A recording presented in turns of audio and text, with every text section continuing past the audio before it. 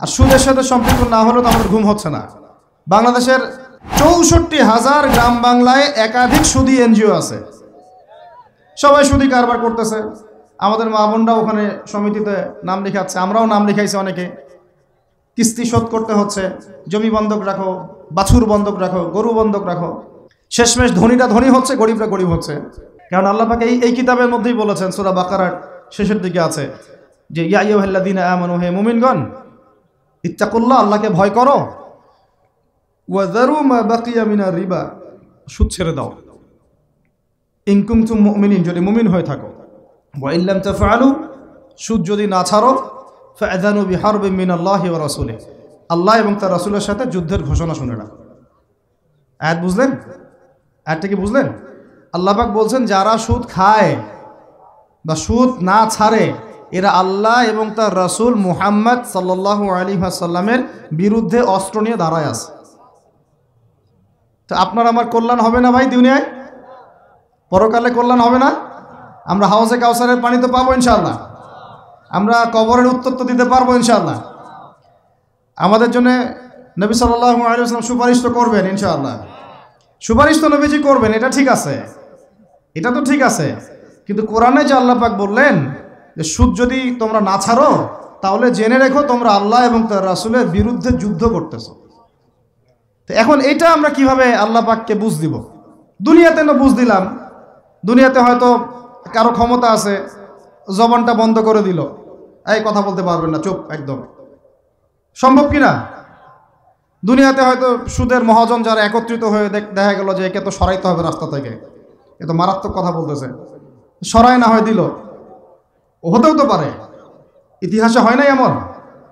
তারপরে কারো হয়তো দুনিয়াবি স্বার্থ আছে, বুঝাচ্ছে আমার বউ আছে, বাচ্চা আছে, চাকরি বাকরি কেমনে ছাড়ি ইত্যাদি। তো সব না হয় বুঝলাম, আল্লাহ পাকের সামনে আপনি এখন কি বুঝটা দিবেন? রাসূলের সামনে দাঁড়ায় কি বুঝটা দিবেন? দিতে হবে কি না জবাবটা? আজ হোক আর কাল হোক দিতে হবে কি না? পরকালে যেতে হবে তো নাকি?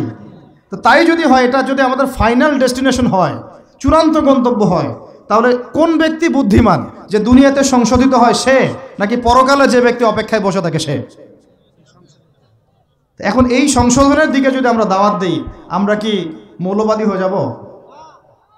সমাজের শত্রু হয়ে যাব? দেশ ও জাতির শত্রু হয়ে যাব? সুদী কারবার ছাড়া অর্থনৈতিক বিষয় কি চালানো সম্ভব না? হ্যাঁ, যখন এই সুদী ব্যাংকিং সিস্টেম ওয়ার্ল্ড ব্যাংকেরটা তো 1995-এর দিকে আসছে, তারও আগে ছিল ওই যে ব্রিটেনের দি ব্যাংক অফ ব্রিটেন, যেটা প্রথমে ছিল, প্রথমের দিকে আর কি। ও সারা বিশ্বকে শাসন করতে এক সময়, তার আগে করেছে জার্মানি, তারপরেও আসছে ও, এই পশ্চিমাদের দৌরত্ব ফরাসি বিপ্লবের পরে। তো ওয়ার্ল্ড ব্যাংক আসছে 1995-এর দিকে, 45-এর পরে। এর আগে মুসলমানরা বিশ্ব শাসন করে নাই, চার খলিফা করেন নাই, উমাইয়ারা, আব্বাসীয়রা, ফাতেমেরা, মোগলরা, তুর্কিরা, ওসমানীয়রা, তারা কি বিশ্ব শাসন করে নাই? তো তখন কি সুদ দিয়ে পুরো বিশ্বের অর্থনীতি পরিচালিত হয়েছে? বিকল্প কোনো ব্যবস্থা কি কোরআন এবং হাদিসে নাই? তো যদি সেটা থাকে আর আমরা যদি এটাকে পাশ কাটায় যাই, গিয়ে পশ্চিমাদের এই অর্থনীতি যদি আমরা গ্রহণ করি, সেভাবে জীবনযাপন করতে থাকি, তো আল্লাহর সামনে কি ভাই আমাদেরকে দাঁড়াতে হবে না? আল্লাহ পাক আমাদের সবাইকে যেন কথাগুলো মন দিয়ে বোঝার তৌফিক দান করে।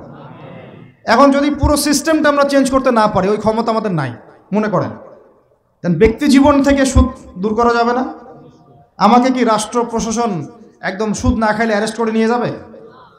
আমি যদি বলি আমি সুদ খাবো না, সুদভিত্তিক ব্যাংকিং সিস্টেমে আমি ডিলিংস করব না, অ্যাকাউন্ট থাকতে পারে আপনার, কিন্তু আপনি ডিলিংস করতেছেন না, ঠিক আছে? সুদের টাকা যদি আসেও ওটা আপনি ছেড়ে দিচ্ছেন, নিচ্ছেন না, এবং সুদী এনজিও কারবার এগুলোর সাথে আপনি যুক্ত হচ্ছেন না, তো আপনাকে কি অ্যারেস্ট করে নিয়ে যাওয়া হবে জেলখানায়? কেন খাচ্ছিস না বলেন, নিয়ে যাওয়া হবে?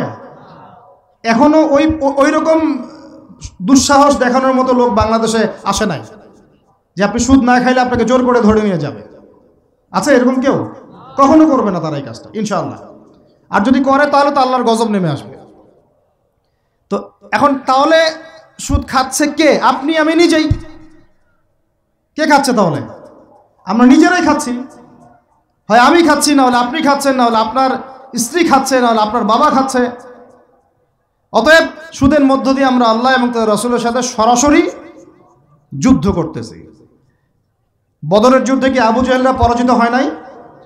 উহুদের যুদ্ধে, খন্দকের যুদ্ধে, মুতা ইয়ারমুকে, এই শতাব্দীর পর শতাব্দী আল্লাহ এবং তার রাসূলের বিরুদ্ধে যারা দাঁড়াইছে তারা কি কখনো টিকতে পারছে? আজকে পশ্চিমারা সারা বিশ্বকে এভাবে সুদখোর বানিয়ে দিয়েছে, আর প্রত্যেকটা মুসলিম কান্ট্রি এর খপ্পরে পড়ে গেছে, বের হতে পারতেছে না। বের হওয়ার জন্য শুধু একটা জিনিস দরকার, একটা জিনিস, সেটা হচ্ছে আল্লাহ এবং তার রাসূলের প্রতি পরিপূর্ণ বিশ্বাস, ঈমান। এইটা আমাদের অর্জন হয় নাই, এটাই সত্য কথা। অর্জন যদি হতো তাহলে আমরা বিকল্প চিন্তা করতে পারতাম। যদি আফগানিস্তান আগামী 10 বছর এভাবেই অর্থনীতি চালাতে পারে, এখন তাদের যে অবস্থা, আগামী 10 বছর যদি আর নতুন করে যুদ্ধ বিগ্রহ না হয় এবং তারা যদি এভাবেই আরো 10 বছর তাদের ডাবল কারেন্সির অর্থনীতি চালাতে পারে, সুদহীন, জাকাত ভিত্তিক, ইসলামিক, আমাদের বিশ্বাস আগামী 10 বছরে দেখবেন তারা মার্কিন ডলারের উপরে আধিপত্য বিস্তার করেছে, ইনশাআল্লাহ। ইনশাআল্লাহ। আমি ইকোনমিক্স নিয়ে পড়াশোনা করেছি ভাই, এমনি এমনি কথা বলতেছি না। অনলাইনে যারা আপনাদেরকে এইসব তালগোল মার্কা কথাবার্তা বুঝায়, যে কাগজের টাকা নিয়ে উল্টাপাল্টা কথা বলছে, ইলেকট্রনিক মানি নিয়ে উল্টাপাল্টা কথা বলতেছে, বিটকয়েন, ক্রিপ্টোকারেন্সি নিয়ে কথা বলতেছে উল্টাপাল্টা, ভাই এগুলো আমরা জেনে বুঝে কথা বলতেছি, জেনে বুঝে পড়াশোনা করে। এগুলোর উপর আমরা থিসিস করেছি ইউনিভার্সিটিতে, এগুলোর উপরেই। এমনি এমনি কথা বলতেছি না যে পেপার মানি আপনার পকেটে, আমার পকেটে যেটা আছে আপনার পকেটেও সেটাই আছে, এর ভিতরেও সুদ আছে। ইলেকট্রনিক মানি যেগুলো আমরা ইউজ করতেছি এগুলোর ভিতরেও সুদ আছে, অল্প হোক আর বেশি হোক। এর সামনে আসবে বিটকয়েন, ওইটার মধ্যে সুদের ভিতর উপর সুদ, তার উপর আসতেছে একটা সিস্টেম যেটা অলরেডি কয়েকটা কান্ট্রিতে অ্যাপ্লাই হয়ে গেছে, চায়নায়, উত্তর কোরিয়া, দক্ষিণ কোরিয়া ইত্যাদি কান্ট্রিতে। এটা হলো ক্যাশলেস সোসাইটি, মানে কোনো ক্যাশই থাকবে না সোসাইটির মধ্যে, ডিজিট থাকবে, খালি ডিজিট। মানে আপনি বলতে পারবেন না যে আমার 1 লক্ষ টাকা আছে, যদি বলি 1 লক্ষ টাকা আছে, টাকাটা আমার হাতে দেন দেখি, আপনি হাতে দিতে পারবেন না, দেওয়ার মতো কিছু নাই। ওইটা আপনার ডিজিটে থাকবে, নাম্বারে, ফিগারে। 1 লাখ এটা ফিগার। ইতিহাসে এমন কোনো কারেন্সি আসে নাই যেটা ধরাও যায় না, ছোঁয়াও যায় না, পকেটেও রাখা যায় না। এটা আসতেছে সামনে। যারা বুঝে না এগুলা, আমরা আক্রমণাত্মক কথা বলতে চাচ্ছি না, আল্লাহ পাক তাদেরকে হেদায়েত দান করুন। এগুলো হচ্ছে ভবিষ্যৎবাণী, আদতে এইগুলা বর্তমান বিশ্বে চলতেছে, আমাদের সে সম্পর্কে জ্ঞান নাই। আমরা অনেকেই ক্যাশলেস সোসাইটি প্রতিষ্ঠার চেষ্টা করতেছি, এটার মধ্যে যতটুকু কল্যাণ আছে না তার চেয়ে বেশি অকল্যাণ আছে। যখন আমরা একটা জিনিস চালু হয়ে যায় তখন সবাই কিন্তু প্রতিবাদ করি না, যখন চালু হয়ে যায় তারপরে ওরা যখন ইসলাম বিরোধী এজেন্ডা বাস্তবায়ন করে তখন আমাদের টনক নড়ে। এক্সাম্পল দিই একটা, তাহলে বুঝবেন। আজকে ট্রান্সজেন্ডার নিয়ে যারা পেট্রোনাইজ করতেছে, পিছন থেকে ফান্ডিং করতেছে, এটাকে প্রমোট করতেছে, অনলাইন অফলাইন যেখানে ঢুকবেন খালি এগুলোই দেখা যাচ্ছে, এর পিছনে একটা সুদী এনজিওদের হাত আছে। কাদের হাত আছে? তো এখন সারা দেশে যখন এরা কারবার শুরু করেছিল তখন আমরা কিন্তু সবাই মিলে এইভাবে প্রতিবাদ করি নাই। আজকে যখন তারা একটা জিনিসকে প্রতিষ্ঠা করার চেষ্টা করতেছে ওদের স্বার্থে, ইসলামের বিপক্ষে, এখন আমাদের অনেকের টনক নড়তেছে যে আরে এ কি হচ্ছে, আমাদের মুসলমানদের বাচ্চারা এগুলো কি শিখতেছে। সমস্যা হচ্ছে আমরা সমস্যা আসলে শুরুতে বোঝার মতো ওই নূর, বাসিরা, হিকমা আমাদের এখনো পয়দা হয়নি। যেমন শেষে গিয়ে একদম কুলে, কি বলে ওটাকে, মাঝপথে গিয়ে যখন দড়িয়ে যখন নৌকা ডোবা শুরু করে তখন আমাদের হুঁশ ফিরে, আরে কি হচ্ছে এগুলো। তো আল্লাহ পাক আমাদেরকে বিজয় দিবেন এটা প্রতিশ্রুতি দিয়েছেন। যে একটা নিয়ে কথা বলতে গেলে ভিতরে চলে গেছে, আমার সমস্যা এটাই, আলোচনা করতে গেলে একটু বেশি ভিতরে চলে যাই, পরে আর বেরোতে পারি না। আপনারা কি আলোচনা বুঝতে পারতেছেন? আল্লাহ পাক আমাদেরকে প্রতিশ্রুতি দিয়েছেন যে তোমরা দুশ্চিন্তাগ্রস্ত হয়েও না, তোমরা টেনশন করো না, ভয় পেও না, হীনবল হয়েও না, আনতুমুল আ'লাউনা, তোমরাই বিজয়ী হবে এই দুনিয়াতে এবং আখিরাতে, তোমরাই বিজয়ী হবে ইন কুনতুম মুমিনিন, যদি প্রকৃতপক্ষে মুমিন হয়ে থাকো। আমাকে বলেন, যারা আজান শুনেও নামাজে যায় না এরা কি মুমিন? বলেন। আপনি মনে করছেন আমি জুমার নামাজ তো পড়ি, ঈদের নামাজ তো পড়ি। এমনও হতভাগা মানুষ আছে পৃথিবীতে যাদের নামাজ প্রথমবার তারা নামাজ পড়ে জানাজার নামাজ। আছে না ভাই? আল্লাহ পাক আমাদের সবাইকে 5 ওয়াক্ত নামাজি হওয়ার তৌফিক দান করেন, এবং কাজা নামাজ অনেকের আছে, আল্লাহ পাক সেগুলো আদায় করার তৌফিক দান করেন। আপনারা যখন হজ উমরা সফরে যাবেন বেশি বেশি সেখানে নামাজ পড়বেন, কারণ ওখানে 1 রাকাত নামাজ হারাম শরীফে পড়লে 1 লক্ষ রাকাতের নেকি হয়, আর মদিনা মুনাওয়ারায় পড়লে মানে হারামে পড়লে 1000 নেকি হয়। আর এই দুইটা আমরা খুব ভালো জানি, মিম্বরে আলোচনা হয় খুব, মাশাআল্লাহ, তাই না? তো নসিহত হচ্ছে ওখানে গিয়ে আমরা বেশি বেশি নামাজ পড়বো, নফল নামাজ, ঠিক আছে? কাজা নামাজগুলো হিসেব করে আদায় করার চেষ্টা করবো ইনশাআল্লাহ। তবে হাদিসে আরেকটা জায়গা আছে, ওইটা আমরা ভুলে গেছি। আরও একটা মসজিদ আমাদের আছে ভাই, যেখানে 2 রাকাত নামাজ পড়লে জীবনের সব গুনাহ মাফ হয়ে যায়। ওইটা আমাদের পাঠ্যপুস্তকে নাই, আমাদের চেতনায় নাই, আলোচনায় নাই, মিম্বরে নাই, খুতবায় নাই। সেই মসজিদ কোথায়? ওই মসজিদ কি আমাদের না ইহুদিদের? কি মনে হয় আপনাদের? ওই আল আকসা কি আমাদের না ওদের? ওইখানে 2 রাকাত নামাজ পড়লে, সফর করে 2 রাকাত নামাজ পড়লে জীবনের সব গুনাহ মাফ হয়ে যাবে। ওইখানে আমরা এখন ঢুকতে পারি না। কারো কোনো ফিকির আছে? ইয়াংদেরকে বলতেছি ভাই, লেকচারগুলো আমাদের বেশিরভাগই ইয়াংদের জন্য। যে এই যে সেলফি, এই শোডাউন, একজন বক্তাকে আপনি দেখতে চান, ইসলামী সেলিব্রিটিজম, এগুলো যে চালু করেছি আমরা, এইগুলো দিয়ে দিন আল্লাহর জমিনে কায়েম হবে না। এগুলো ভালোবাসা মহব্বতের নিদর্শন না।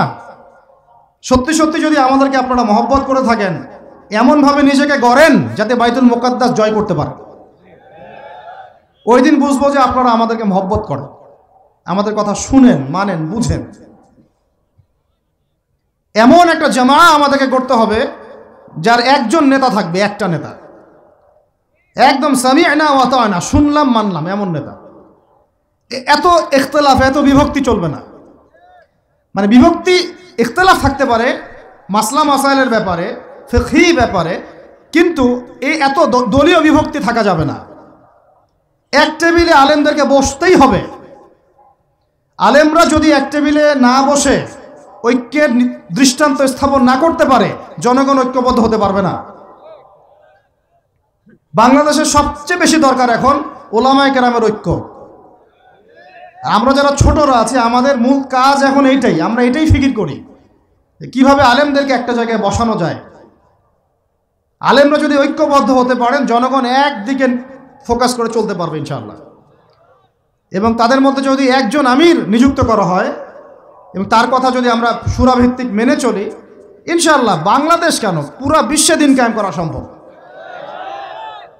আমরা এই দিক থেকে আমরা মোটামুটি 20-30 বছর পিছায় আছি এখনো। বুঝতে পারছেন না আমার কথা? এই দিক থেকে দেখেন, আল্লাহ নবী সাল্লাল্লাহু আলাইহি ওয়াসাল্লাম মক্কাতেও সাহাবীদের মধ্যে কখনো বিভক্তি হতে দেন নাই। একজন নেতা, তার আন্ডারে সব সাহাবীরা বায়াত করে আছেন হাতে হাত রেখে, ব্যাস যা বলবেন তাই। ডানে যাইতে বললে ডাইনে, বামে যাইতে বললে বামে। মার খাচ্ছেন, যদি নবীজি বলেন হিজরত করে চলে যাও, হিজরত করে চলে গেল আবিসিনিয়ায়, তাই না? আর যদি নবীজি বলেন সবর করো, সাবরান আলা ইয়াসির ফাইন্নামা ওয়াইদাকুমুল জান্নাহ, সবর করো তোমাদের জন্য জান্নাত, সবর করতেছেন, মার খাচ্ছেন, তাও কোনো কথা বলতেছেন না। এইরকম সামি'না ওয়া আতা'নার জেনারেশন না থাকলে দিন কায়েম হয় না, যেটা আমাদের বিগত 50 বছর আমরা করতে পারি নাই। এটাই সত্য কথা। এটা করার জন্য সবার আগে আমাদের মনের হিংসা দূর করতে হবে। কি দূর করতে হবে? মনের হিংসা দূর করতে হবে, মনের অহংকার দূর করতে হবে, নিজেকে ছোট মনে করা শিখতে হবে। আমি ছোট মানুষ, বড়রা যে দায়িত্ব দিবেন সেটা পালন করব। আলেম ওলামার সহবতে থাকব, তাদের পরামর্শ চলব, আমাকে যেভাবে গাইড করেন সেভাবে চলব, যখন যে দায়িত্ব আসবে সেটা পালন করব। চিন্তা এরকম না থাকলে আপনি চলতে পারবেন না, বিদ্রোহী হয়ে যাবেন তখন। বেয়াদবি, এই যে প্রথম একটা কথা বলছি, বেয়াদবি। আমরা অনেকেই বড় বড় বরেণ্য আলেমদের সাথে বেয়াদবি করছি, তাদের মানিজ্য হানি করছি। অনলাইনে লাইভে চলে আসলাম, একটা কথা বলে দিলাম, একটা পোস্ট দিয়ে দিলাম, ভাবছি আমি ইসলামের বড় উপকার করে ফেললাম। আদতে আমি বিশৃঙ্খল একটা অবস্থা ছিল, আরও বিশৃঙ্খলতা বাড়ালাম।